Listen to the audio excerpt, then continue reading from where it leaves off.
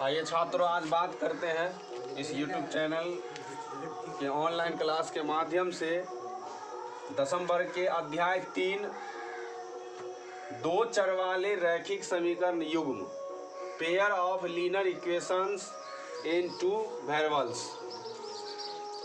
सबसे पहले आज हम लोग बात करेंगे कि दो चर वाले रैखिक समीकरण के समसामयिक बात, कि दो चर वाला रैखिक समीकरण को हम किस प्रकार समझे कि आगे हम इसके प्रॉब्लम को हल कर सकें।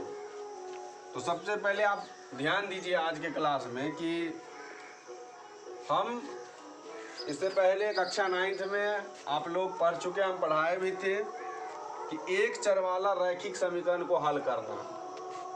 और आज बात करने वाले हम लोग दो चर वाले रैखिक समीकरण युग्म।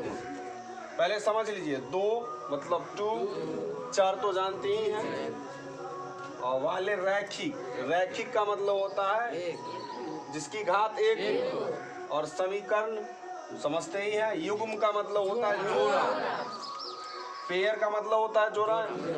अंग्रेजी से अगर हिंदी करिए, pair of linear equations in two variables, यही हिंदी की अंग्रेजी है नीचे। अब हम इसको समझने के लिए एक उदाहरण पर चर्चा करते हैं आपके बीच। ऐसे आप एक चर वाले रैखिक समीकरण पढ़ चुके हैं 9th क्लास में, ठीक है,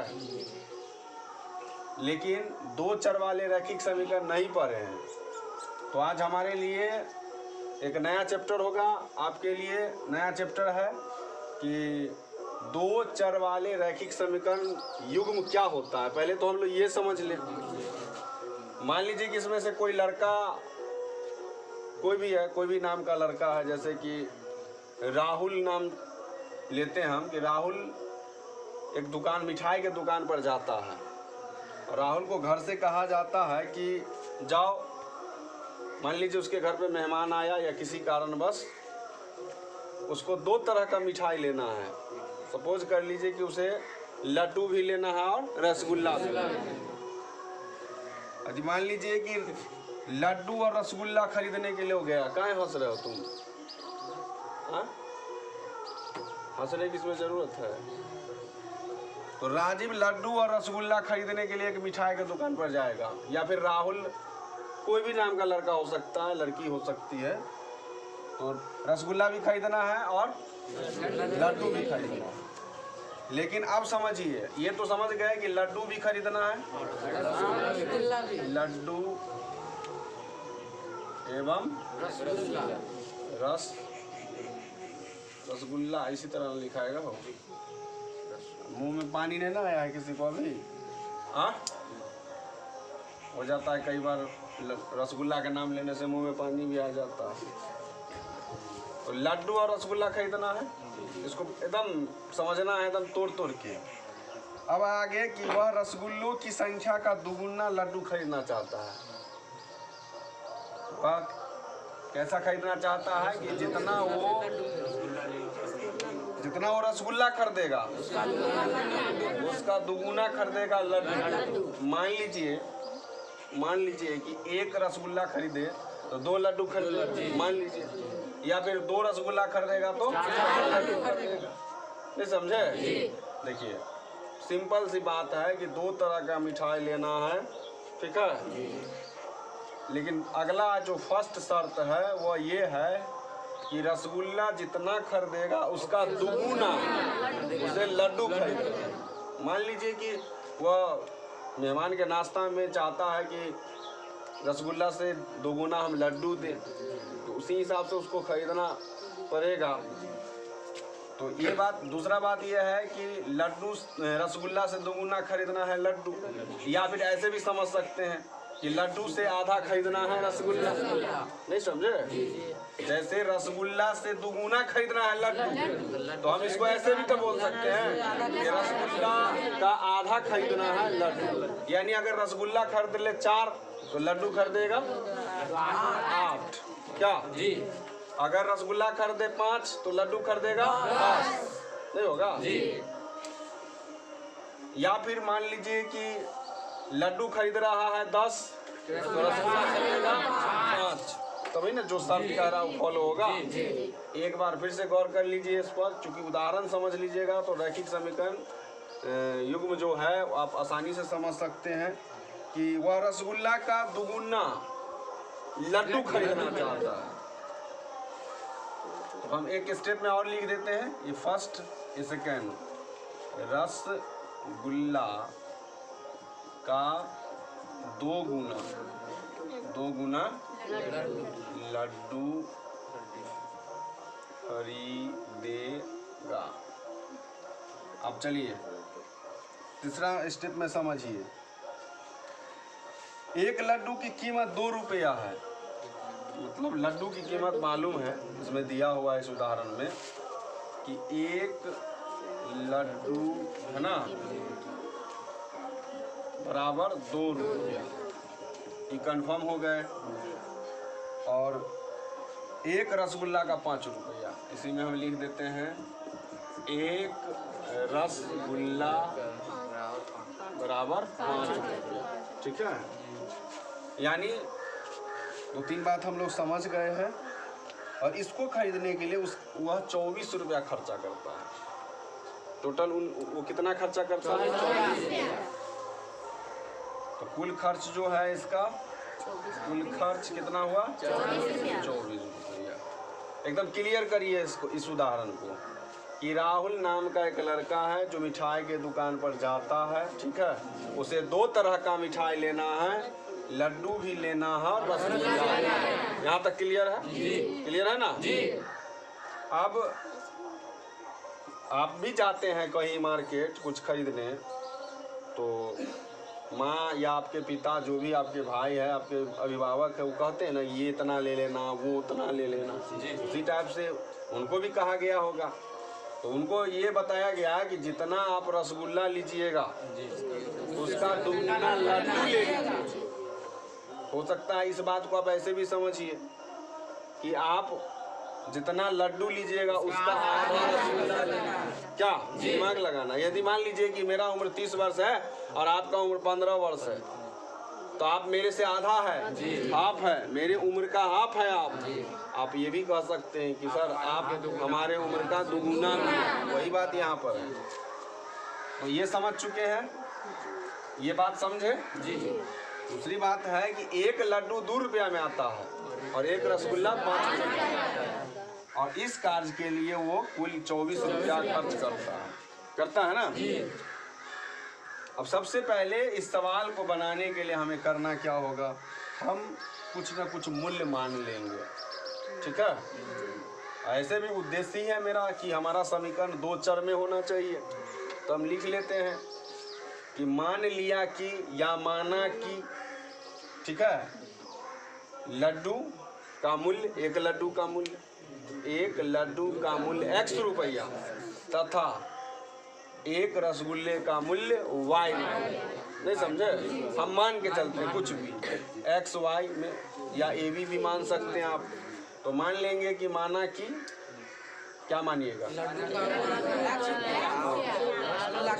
चलिए यहाँ पर हम लिखें, यहाँ पर हम लिख देते हैं माना कि, नहीं, एक लड्डू, या एक लड्डू या रसगुल्ला भी मान सकते हैं, कोई दिक्कत नहीं है। समझे? एक लड्डू का मूल्य बराबर x रुपया तथा एक रसगुल्ला का मूल्य बराबर y रुपया हो तो। ठीक है, समझ गया ना? अब आ जाइए प्रश्न से। पहली स्थिति में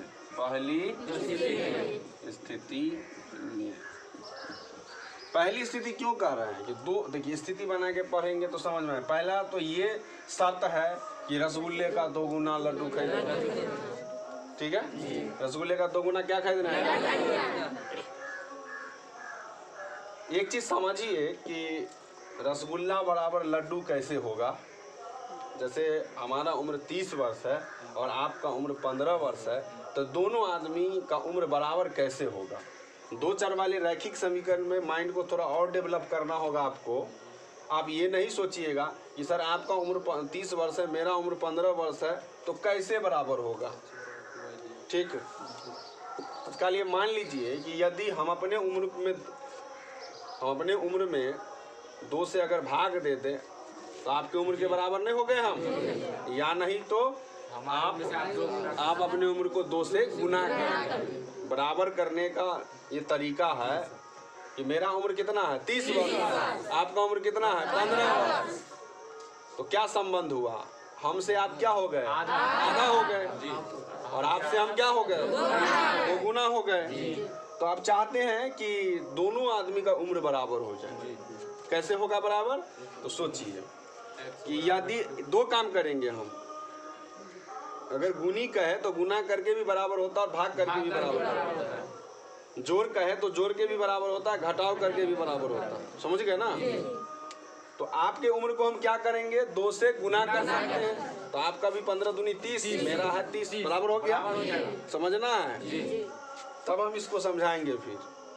फिर नहीं, अगर हम ऐसा करना चाहते हैं तो आपके उम्र को नहीं छेड़छाड़ करेंगे, हम अपने उम्र को 2 से भाग देंगे। तो हमारा उम्र 30 वर्ष है, 30 में 2 से भाग दे देंगे तो 15, तो आपका भी 15, तो बराबर नहीं हो गया। तो हम यहाँ पे चाह रहे हैं कि लड्डू और रसगुल्ला में बराबर बात हो जाए। तो लड्डू, आपको तो मालूम है कि लड्डू खरीदना है 2 गुना रसगुल्ला से, तो x है यहाँ और बीच में बराबर डालेंगे, इधर y है, लेकिन अभी बराबर नहीं हुआ, अभी बराबर नहीं हुआ। ये तो ऑलरेडी क्या है 2 गुना, ऑलरेडी क्या है, कौन, लड्डू 2 गुना, यही ना लड्डू है। हाँ, और रसगुल्ला क्या है, आधा है, ऐसे भी तो समझ सकते। तो यहाँ पर हम 2 से क्या करें, गुना करें। अगर बाय द वे आप भाग कर भी करिएगा तो भी बाय क्रॉस करिएगा तो गुने हो जाएगा। भाग करते तो बाय क्रॉस करते तो क्या होता, 2 गुना नहीं हो जाता। बात समझिए, अगर हम भाग करते तो यहाँ पे बट्टा 2 करते और फिर क्रॉस गुना करते तो 2 से y गुना ही हो जाता। तो इससे अच्छा है कि हम क्या कर लिए, तो गुना ही कर लिए। ये चीज समझे या नहीं समझे, सबसे मेन चीज यही समझना आपको, कैसे बराबर करेंगे, ठीक है ना। क्योंकि 2 चर वाले रैखिक समीकरण में बराबर आपको ये इस तरह की समस्या दिया है, और उसको जब तक आप बराबर नहीं करिएगा आप काम बनने वाला नहीं। हम इसको समीकरण फर्स्ट मान लेंगे, ठीक है। और ऊपर से हम इसको थोड़ा सा क्या करते हैं, इरेज कर देते हैं, कर रहे हैं जी। चलिए आप ध्यान दीजिए, अब क्या कह रहा है कि लड्डू का जो कीमत है वो 2 रुपया है और रसगुल्ला का जो है 5 रुपया। दूसरी स्थिति में आ जाइए, ये तो दूसरी स्थिति है ना। पहली स्थिति से हम पहला समीकरण तैयार कर लिए और दूसरी स्थिति से हम दूसरा समीकरण कर लेंगे, ठीक है। पेपर है तो दीजिए, ये समझे है ना सबसे, ये कैसे हम 2 ले आए, मेन यही चीज समझना है आपको। अगर ये चीज नहीं समझे तो फिर दिक्कत है, तब आपसे शायद ही हल होगा इस तरह का प्रॉब्लम।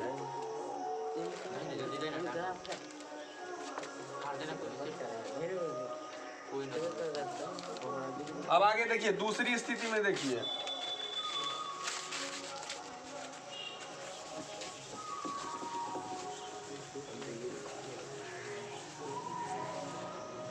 चलिए हम दूसरी स्थिति मान चलते हैं। दूसरी स्थिति में क्या बात हुआ कि 2 रुपया दाम है किसका, लड्डू का, ठीक, 5 रुपया दाम है, समझ चुके हैं आप। तो आप सोचिए कि 1 लड्डू का मूल्य हम मान के चले x रुपया, तो 2 लड्डू का 2x, नहीं समझे, 1 लड्डू का x, क्या, तो 2 लड्डू 2 हो गया 2x, और 5 रुपया किसका दाम है, 5, अब मान के क्या चले हैं y, 2y कर दीजिए, 2y ने 5y ने होगा। टोटल कितना रुपया खर्चा किए, 24, ये समझे हो गया ना। ये लड्डू का मूल्य हो गया ना 2x, 2 रुपए के हिसाब से, 5 रुपए के हिसाब से क्या होगा, रसगुल्ला का नहीं हो गया। 5y बराबर 24। ये हो गया आपका समीकरण। ठीक है, अब आप इसको हल कर सकते हैं। अभी आपको इतना ही पर छोड़ देते हैं कि समीकरण फर्स्ट और समीकरण सेकंड बनाना। इसको हल करने की अनेक विधियां हैं। आप ग्राफीय विधि से भी हल कर सकते हैं, ब्रजगुणन विधि से हल कर सकते हैं, विलोपन विधि से हल कर सकते हैं, क्या बोलते हैं, अनुपातिक विधि से हल कर सकते हैं। मतलब 4-5 विधि है, उस विधि में से कोई विधि अपना करके इसको आप हल कर सकते हैं और आप ला सकते हैं। जैसे हम इसमें चाहेंगे तो लिख देंगे x बराबर 2y समीकरण सेकंड में रखने पर, समझे। और इस तरह से हम इसका मान भी निकाल लेंगे कि कैठो लड्डू खरीदाया और कैठो रसगुल्ला। तो अब चूंकि शुरुआती दौर है, हम सिर्फ इतना बात करेंगे कि रैखिक समीकरण कैसे हम प्राप्त कर लेते हैं। रैखिक समीकरण युग्म, दो रैखिक समीकरण हुआ ना, फर्स्ट और सेकंड, तो दोनों को मिला करके यही हो गया रैखिक समीकरण युग्म। क्या समझे? तो इसमें हम मान रख करके आगे काम कर लेंगे। फिलहाल हम यहीं पे इसको छोड़ देते हैं तत्काल। अब आगे हम इसको हल कर देंगे जब हल करने की बारी आएगी, क्योंकि अभी सिर्फ थ्योरी आपको समझना है।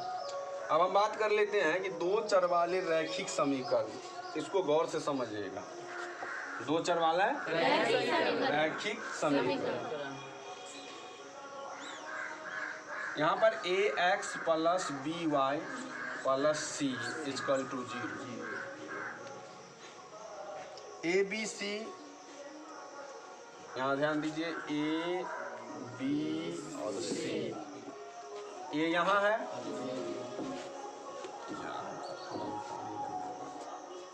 A x plus B Y plus C equal to 0। ये रैखिक समीकरण का रूप है, व्यापक रूप कहिए या सामान्य रूप है।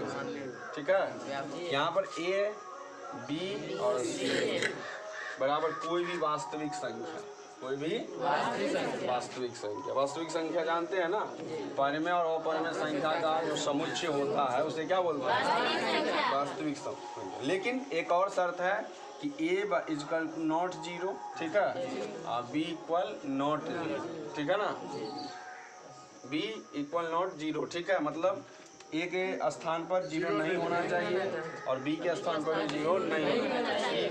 यहाँ पर कोई चर्चा नहीं, वहाँ पर 0 हो भी सकता है, नहीं भी हो सकता है।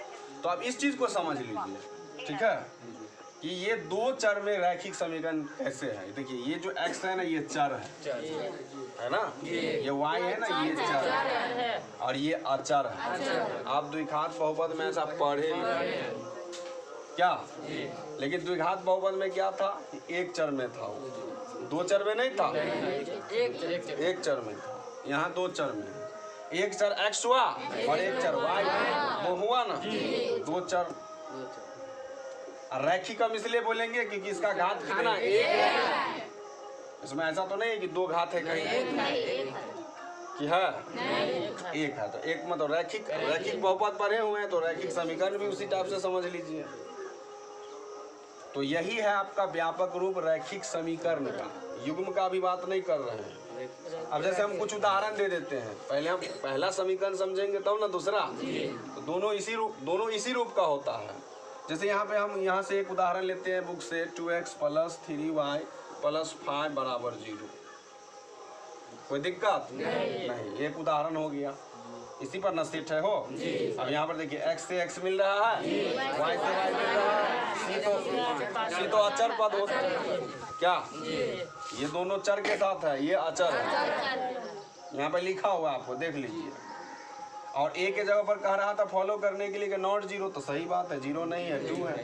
b के जगह पर भी कर रहे हैं नॉट 0 है, सही बात है, यहाँ पे 3 है।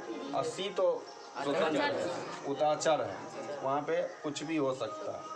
और यहाँ पे हम लिख भी दिए कि a b c के स्थान पर कोई भी वास्तविक संख्या हो सकता है, कोई भी, आपको उससे कोई मर्जी नहीं है, मतलब वहाँ पे कोई भी वास्तविक संख्या। इस तरह से एक और उदाहरण हम प्रस्तुत करते हैं, जैसे 2x root 2x plus 5y plus 3 equal 0। और भी समझ सकते हैं आप। थर्ड में 1/2x plus 3/5y minus 1 equal 0, ऐसा भी हो सकता है। जरूरी नहीं कि ऐसा ही लिखें, बट्टा वाला भी हो सकता है, रूट वाला भी हो सकता है। तो यहाँ पर हम 3 उदाहरण प्रस्तुत किए हैं रैखिक समीकरण समझने के लिए, ठीक है। और इसी के साथ एक और जोड़ा अगर लग जाएगा ना तो वही हो जाएगा रैखिक समीकरण युग्म। और 2 चर में हो जाएगा, 2 चर वाले रैखिक समीकरण युग्म। तो पहले हम पहला को समझ ले, फिर बाद में दूसरा को समझेंगे। ए और बी के शून्येतर होने की शर्त, यहाँ ध्यान दीजिएगा, शून्येतर होने की शर्त क्या है ये भी समझते चलिए कि a² प्लस b² नॉट 0, मतलब a² का स्क्वायर और b का स्क्वायर करेंगे, ठीक है, तो 0 के बराबर नहीं होना चाहिए। ये भी ध्यान रखिएगा, शून्येतर होने का शर्त है ये, ठीक है। 2 चर वाले रैखिक समीकरण युग्म आप देखेंगे। अभी तो 2 चर वाले पढ़ ही रहे हैं, लेकिन अब हम युग्म पर बात करेंगे। यहाँ से जो बात किए हैं वो समीकरण, एक ही का बात ना हुआ है। अब हम युग्म, यहाँ तक बात कर लिए थे, अब हम इसमें जोड़ रहे हैं युग्म। यानी अगर हम चाहें इसको मिटा के लिख भी सकते हैं, 2 चर वाले रैखिक समीकरण युग्म। अब इसको गौर से समझिए कैसा होता है 2 चर वाले रैखिक समीकरण युग्म। ऐसे तो आप उस उदाहरण में समझ ही लिए थे, फिर भी समझिए। 2 चर वाले रैखिक समीकरण युग्म। युग्म बड़ा पॉइंटियल वर्ड है, शब्द है, ध्यान दीजिएगा, ठीक है ना। 2 चर वाले रैखिक समीकरण युग्म, इसमें हम कुछ उदाहरण प्रस्तुत करेंगे। 2 चर वाले रैखिक समीकरण को एक साथ लेने पर, मतलब 2 चर वाले 2 रैखिक समीकरण, 2 चर वाले 2 रैखिक समीकरण को एक साथ लेने पर वो रैखिक 2 चर वाले रैखिक समीकरण युग्म बन जाता है। देखिए 2 चर वाले, है ना, 2 है ना, रैखिक समीकरण को एक साथ लेने पर वह 2 चर वाले रैखिक समीकरण युग्म, है ना, हो जाता है। नहीं समझे, बात समझिएगा कि 2 चर वाले 2 रैखिक समीकरण, एक नहीं, एक रखेगा तो सोझे हुआ रैखिक समीकरण, 2 चर वाले रैखिक समीकरण। जैसे 2 चर वाले, जैसे x plus Y plus 9 equal to 0। अभी तक ये रैखिक समीकरण है, क्यों है, क्योंकि एक ही है। और इसके साथ मान लीजिए कि यहाँ पे लगा देते हैं 2x प्लस 2y नहीं प्लस 3 इक्वल टू 0। अभी आपको सिर्फ समझ लेना है। तो एक ये समीकरण फर्स्ट इसको मान लीजिए और सेकेंड इसको मान लीजिए, तो 2 रैखिक समीकरण हो गया ना। तो अब इसका नाम क्या होगा, 2 चर वाले रैखिक समीकरण युग्म। बात समझे, 2 चर वाले रैखिक समीकरण युग्म। और इसका रूप ये ऐसी पर है जैसे हम उस समय बताए थे, ax plus B Y plus C equal to 0, ax plus B Y plus C equal to 0 बताए थे ना। तो ये सामान्य रूप को पूरा फॉलो कर रहा है। अगर फॉलो नहीं करेगा तो फिर दिक्कत है ना। तो 2 देखिए यहाँ पे लिखा है 2 चर वाले, तो 2 चर है ना, 2 रैखिक समीकरण, एक तो ये हो गया और एक तो ये हो गया, तो 2 हुआ। तो अब ये क्या बन गया, 2 चर वाले रैखिक समीकरण युग्म। आप समझे। और भी उदाहरण इसके साथ ले सकते हैं, जैसे कि 2x प्लस 3y प्लस 5 कर दीजिए बराबर 0। कुछ भी लिख दीजिए यहाँ पर, 9x plus minus 7y plus 2 equal to 0। ये भी 2 हो गया। ये पहला उदाहरण था, ये दूसरा उदाहरण था। इसमें हम इसको समीकरण फर्स्ट मान सकते हैं, तो 2 हो गया ना जी। तो अभी क्या हो गया, 2 चर वाले रैखिक युग्म हो गया। ठीक है जी। क्या हो गया, 2 चर वाले युग्म।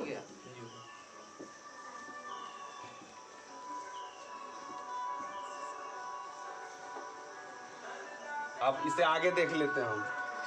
जैसे आप समझिए कि हम एक रैखिक समीकरण लिखते हैं 2x + 3y नहीं -5 = 0। इसको ऐसे भी हम लिख सकते हैं, लिखा भी हो सकता है 2x + 3y। मान लीजिए इसको उठा के उधर भेज दिया हो, तो जब बराबर के एक साइड से दूसरा साइड जाता है तो चिन्ह क्या होता है, बदलता है। प्लस रहता है तो माइनस हो जाता है, माइनस रहता है तो प्लस है ना, प्लस रहता है तो माइनस, माइनस रहता है तो प्लस, गुना रहता है तो भाग, भाग रहता है तो गुना नहीं, रूट रहता है तो स्क्वायर हो जाता है, स्क्वायर रहता है तो रूट हो जाता है। क्या बात समझे ना। तो 2x + 3y इसको हम उधर भेज दिए तो 5। कर चलता ही नहीं है, बढ़िया।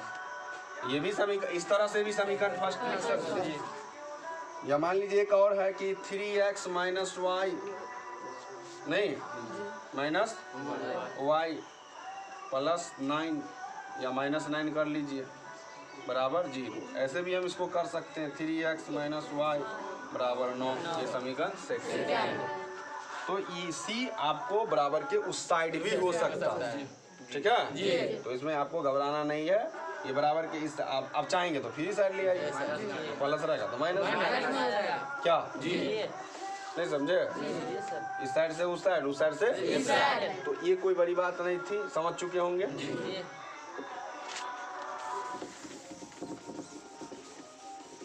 तो दो चर वाला रैखिक समीकरण युग्म को हम उदाहरण से समझे हैं कि दो चर वाले रैखिक समीकरण नहीं, वो जो दो रहता है साथ में पेयर हो जाता है, वही हो जाता है दो चर वाला। तो चैप्टर का नाम अब क्लियर हुआ, चैप्टर का नाम अब तक क्लियर हो गया। ऐसे भी जानते हैं कि नाम में ही सब कुछ क्या होता है, छिपा होता है। अब हम पढ़ते हैं दो चर। देखिए दो चर को पहले समझ लीजिए। जरूरी नहीं कि यहाँ पे चर्चा हो रहा है x और y में, तो आपका कोई प्रश्न x से y में हो सकता है। यहाँ पर न बात है कि एक चर x है एक चर y है। हो सकता है कि आप कहीं और देख रहे होंगे तो एक चर a है एक चर b है, तो ab में भी हो सकता है। आपके पहले से क्लियर है यह बात, फिर क्लियर कर लीजिए कि चर ab में भी हो सकता है, xy में भी हो सकता है, PQ में भी हो सकता है, UV में भी हो सकता है, नहीं हो सकता, RS में भी हो सकता है, ST में भी हो सकता है। चर का तो कोई भी नाम हो सकता है। A से Z तक के जो अक्षर है छोटा ABCD का, उसमें से कोई भी लेटर से चर बन सकता है। जैसे मान लीजिए A + B + 9 = 0, ये नहीं हो सकता। A - B + 3 = 0, ये नहीं हो सकता। और यहाँ पे नहीं, ये भी तो है, ये चर है, ये भी चर है, ये अचर है, ये भी चर है। इसको समीकरण फर्स्ट एज्यूम कर लेंगे, तो ये भी हो गया दो चर वाले रैखिक समीकरण। उसी तरीके से UV में भी हो सकता है 2u + 3v = 9, समीकरण फर्स्ट हो गया। 7u - 3v = 7, समीकरण सेकंड। ये अभी चर का काम कर रहा है। यू भी क्या उस समय बता रहे थे चर के जगह पर था x हुआ। आप क्लियर कर लीजिएगा कि ऐसा नहीं सोचिएगा कि x से चर होता है, कोई भी हो सकता है। अब हम लास्ट में दो बात और पढ़ लेते हैं कि दो चर यानी x y में हम अभी समझा रहे हैं x y में, लेकिन जरूरी नहीं है कि आप सिर्फ x से y को माइंड में कंट्रास्ट कर लीजिएगा। दो चर x और y, प्रायः लोग चर वाले को x से y से इंडिकेट करता है। में रैखिक समीकरण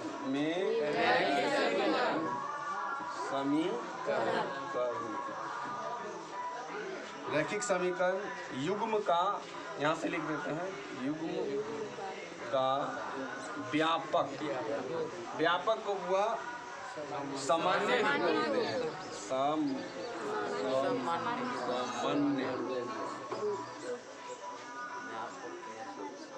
सामान्य की होता है ना, सामान्य या जनरल बोल सकते हैं इसको, रूप। जैसे मनुष्य का सामान्य रूप कुछ है कि नहीं है? अमीबा का सामान्य रूप नहीं है, किसी तरह भी बना देते हैं तो हो जाता है। लेकिन मनुष्य का एक अपना सामान्य रूप है कि नाक कान मुंह, है ना, जनरल रूप है। ऐसा तो सबका रूप नहीं बना सकते। सामान्य रूप कैसा होता है ध्यान से देखिएगा आप। समीकरण फर्स्ट का रूप कैसा होगा और सेकंड का रूप कैसा होगा देखिए। अभी हम लिखे थे ax plus B Y plus C equal to 0।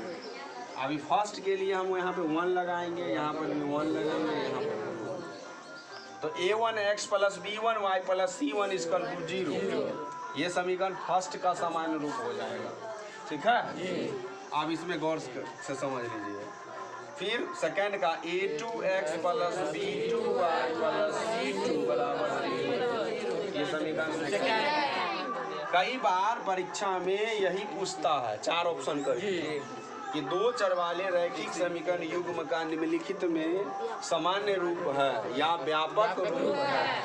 इसी में आपको कहीं कुछ इधर उधर करके दे देगा कंफ्यूजन करने के लिए। तो आप क्लियर रहिएगा कि a1x plus b1y plus c1 equal to 0, a2x plus b2y plus नहीं बराबर 0। यहाँ ये चर है, ये चर है, इसमें ये चर है, इसमें ये c1 और c2 क्या होता है अचर है।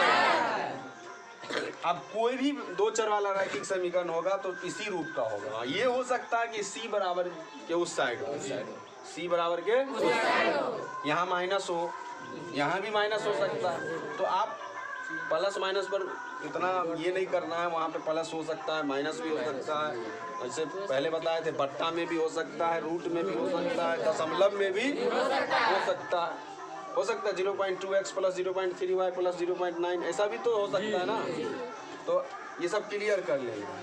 अब यहाँ पे समझ लीजिए कि a1 b1 और c ये फर्स्ट समीकरण से a1 यहाँ पर x से पहले जो रहेगा नहीं, इधर से आइएगा तो ये पहले होगा, इधर से जाइएगा तो ये पहले। तो अगर हम इधर से चलते हैं तो ये पहले होगा। x का जो गुणांक होता है, गुणांक जानते हैं ना, हाँ वही होता a1। y का जो गुणांक होगा फर्स्ट समीकरण में वो b1 और c तो मालूम है अचर है। तो a1 b1 c1 ठीक है। और दूसरे समीकरण से चलिए तो क्या क्या होगा a2 b2 और c2 हुआ a2 b2 और c2। यहाँ पर कोई भी वास्तविक संख्याएं ले सकते हो, हो सकता है बराबर वास्तविक, है ना, संख्याएं। ठीक है, वास्तविक संख्या तो जानते हैं ना। अब एक दो उदाहरण और कर देते हैं। लेकिन ध्यान ये रखिएगा, यहाँ पर एक चीज़ हम पहले बताए थे कि a square a1 plus b1 square ठीक है इक्वल नॉट 0। ये समीकरण फर्स्ट के लिए है। ठीक है, और a2 square plus b2 square equal not 0। ये 2 बात पर ध्यान दीजिएगा। ऐसा नहीं कि a1 square plus b1 square कर दो तो 0 के बराबर हो जाता है, ये नहीं होना चाहिए। या फिर a2 स्क्वायर और b2 स्क्वायर करते तो 0 के बराबर, ये नहीं होना चाहिए। ये बात आप समझ लीजिए। अब चलिए अंतिम में इस पर अटैच करके आपको हम 1-2 उदाहरण बता देते हैं, फिर अगले हम वीडियो के माध्यम से जो भी ऑनलाइन ऑफलाइन के माध्यम से बताएंगे। तो जैसे आप यहाँ पे समझिए, इसको अगर ये समझना है तो देखिए हम लिख रहे हैं कुछ 2x प्लस 3y है ना प्लस 7 इक्वल 0। ये समीकरण फर्स्ट है। और 7x minus 3y plus 4 equal 0। अब गौर से देखिए, फर्स्ट वाले पर इसको अटैच करिए, है ना, और सेकेंड वाले पर इसको अटैच करिए। और अब आपसे हम पूछेंगे कि a1 बराबर तो 2x है, थोड़ा सा गड़बड़ा जाता है लिखने में, बोर्ड उतना अच्छा नहीं काम कर रहा है। इसको समीकरण फर्स्ट वाले को फर्स्ट के व्यापक रूप से अटैच करिए और सेकंड को सेकंड। आप गौर करिएगा, थोड़ा सा गौर कर लीजिए। ऊपर में हम लिखते हैं फिलहाल, इसको आप मिटा देते हैं। व्यापक रूप से ही गौर करिए। आपसे पूछा जाए A1 बराबर B1 बराबर और C1 बराबर, तो चलिए A1 के जगह 2 लिख देंगे, 2 चिन्ह के साथ लिखिए। माइनस में रहेगा तो माइनस में लिखिए, प्लस में रहेगा तो प्लस में। लेकिन आपको तो मालूम है कि प्लस लिखिए या ना लिखिए वो प्लस ही होता है। तो A1 बराबर हो गया आपको, B1 बराबर हो जाएगा, देख रहे हैं ना, और C1 बराबर हो जाएगा 7। क्लियर है? उसी तरीके से A2 बराबर 7, B2 बराबर -3 और C2 बराबर 4।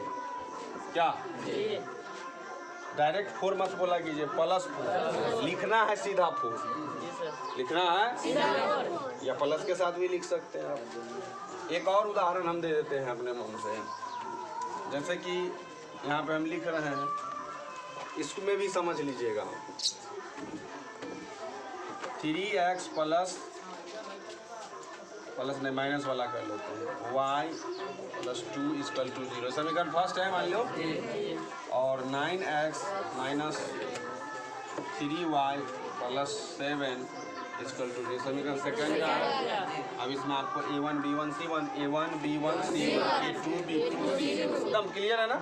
चलिए A1 का वैल्यू बताइए, +3, B1 का बताइए -1, यहाँ कुछ भी नहीं है तो 1, यहाँ पर y का गुणांक क्या है 1 है, तो यहाँ पर हो गया -1, 1 से पहले माइनस है तो -1 हो गया, और C1 बराबर +2, हाँ A2 बराबर +9 है ना, और B2 बराबर और C2 बराबर